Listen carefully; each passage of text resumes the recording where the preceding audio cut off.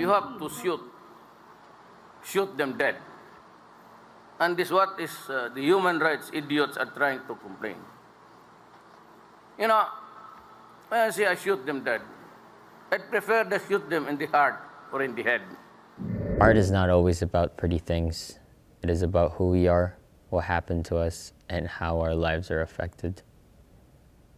Taliwa sa imahe na itinuturong kumaladkad kay Kian Lloyd de los Santos bago siya binaril sa isang... My name is Harvey Nichol, and I am a first-generation immigrant artist from Tondo, Manila, Philippines, and I'm currently based here in Calgary.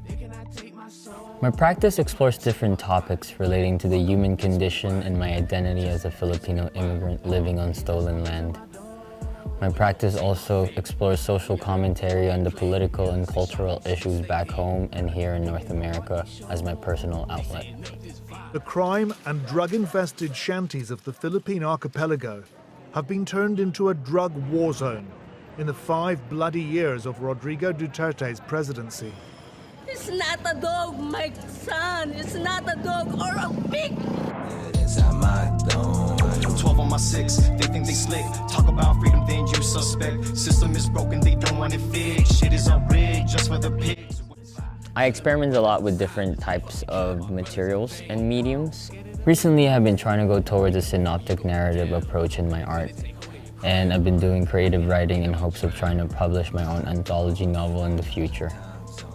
I also create 3D printed sculptures and design my own clothing line. Growing up in Tondo with my mother, as a child I thought art is something that only the rich can enjoy. I came from a lower class family and I was never exposed to fine arts.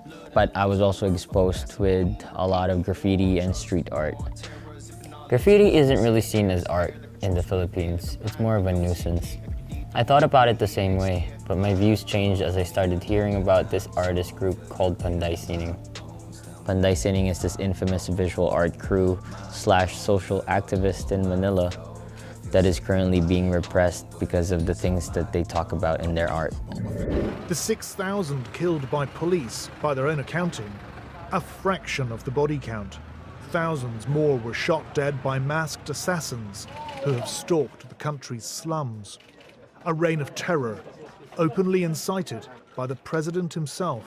This is when I realized that art can be used as a tool to start a conversation. Art could be the voice of the voiceless, and art can start a revolution.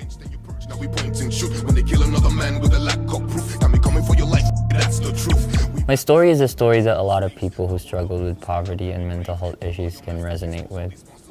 I would say that I'm lucky enough to be able to conquer some of those struggles and turn some wounds into wisdom.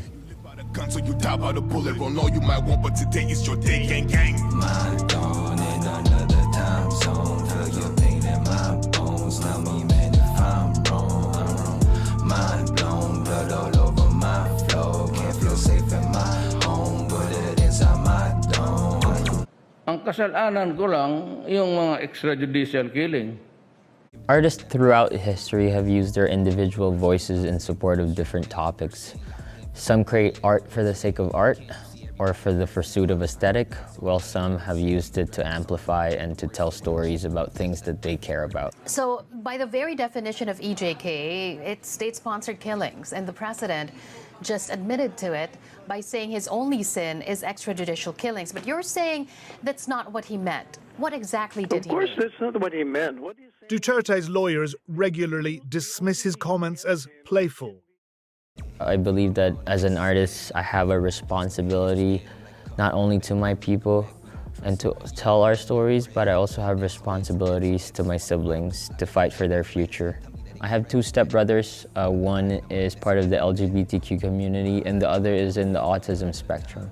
And I also have a little stepsister who is going to grow up seeing all of the violence perpetrated towards Asian women all over the internet. I want to be an inspiration for them. And I want them to know that, you know, their big brother is out there fighting for them and fighting for their future and fighting for their rights and for their voice to be heard. Mind blown, blood all over my flow. Can't feel safe in my home, bullet inside my dome. Now to a deadly shooting that's inflamed racial tensions. Pressure is mounting for a new investigation into the death surprised. Now to newly released video in the deadly police shooting of Breonna Taylor, an EMT who was killed in March inside her own home. For the first time, we are seeing the chaotic moments after she was shot.